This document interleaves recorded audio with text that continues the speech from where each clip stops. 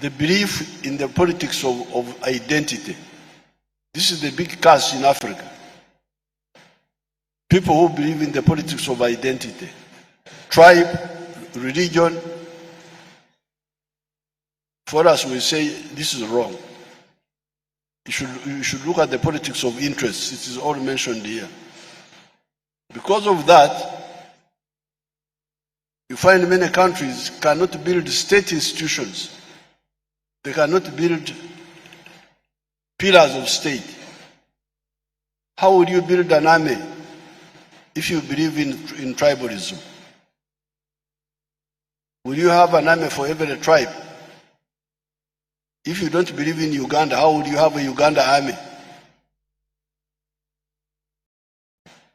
Now, if you don't have an army, what happens? You can't maintain peace. That's why people have got to go to the United Nations to come and defend them. Can you imagine? UN troops in Africa, what are they doing? Defending you. Why can't you defend yourself? Because of the wrong, the underdevelopment of the human resource, lack of industrialization, and the export of the raw materials which we have talked about here. Now, but also, these Ugandans can tell you that when you wake up a bit and start doing some work, you will soon find that the internal market of Uganda is not enough. Like the milk I'm talking about. We are producing 5.3 billion liters of milk, but the internal market is only 800 million liters. If we didn't have the East African community, the dairy sector in Uganda would have collapsed. Sugar, show us the sugar if you have the sugar there on your pictures. Sugar. What saves us is the East African market.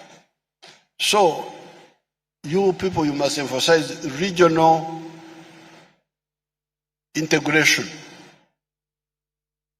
for the market, so that we have got, our business people have got guaranteed markets.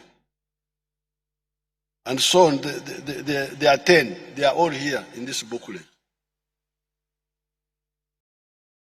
Now, finally,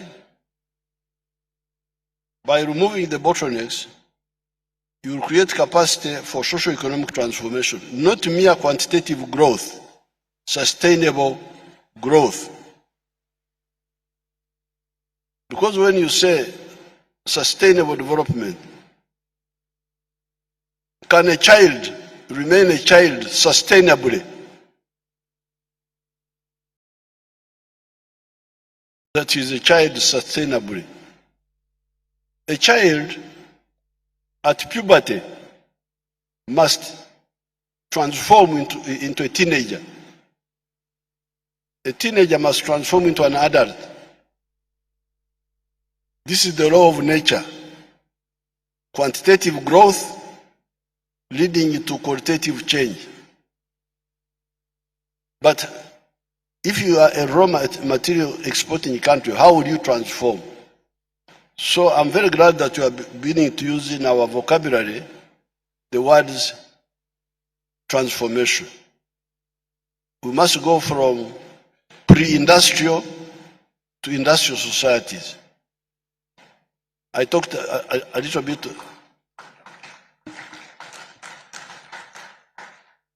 I talked about it the other day with the leaders. How can you have a peasant producing another peasant?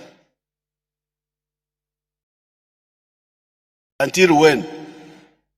The peasant must disappear and we have the middle class. In Francais, we say bourgeoisie.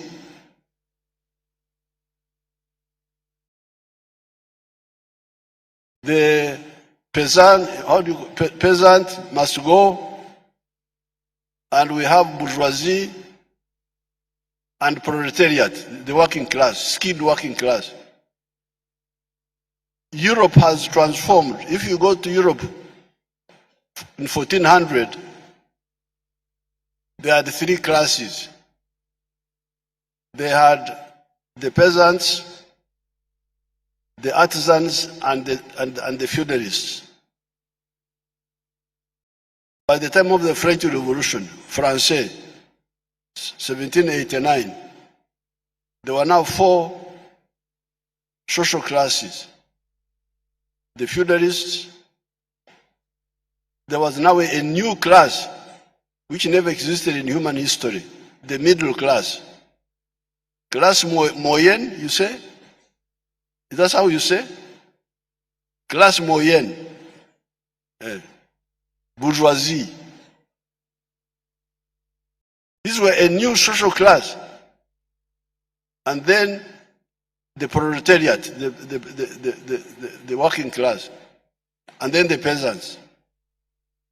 But if you go to Europe today, there are no more feudalists. There are no more peasants. It is now classe moyenne and the skilled working class. Society has changed. But here, we are engaged in conservation of underdevelopment. A peasant producing another peasant. And I want to thank you, Your Excellency, that by the time you inherited this country, Uganda was like a patient that was surviving on oxygen and steroids. And like you heard from his presentation, Uganda is on a forward march.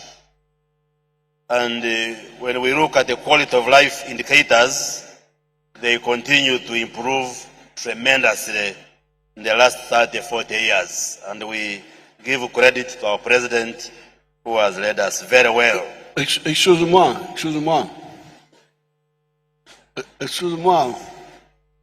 Just one comment. Really, the solutions are with us. I had forgotten to mention this. We had some argument with the Europeans recently. We passed a law which was discouraging homosexuality here. Then Mr. Biden removed us from the AGOA list. He chased us. That was one. Number two, the World Bank stopped giving us loans. But our economy grew by 6%.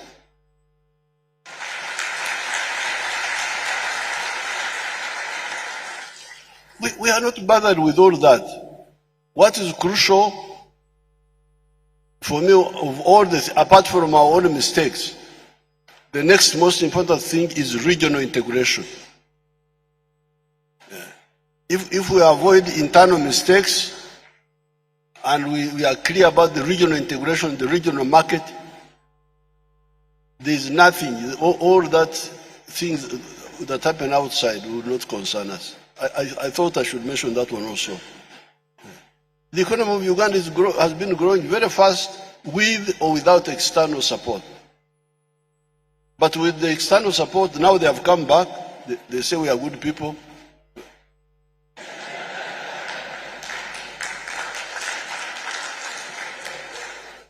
So we say you are most welcome. Thank you very much. Sorry to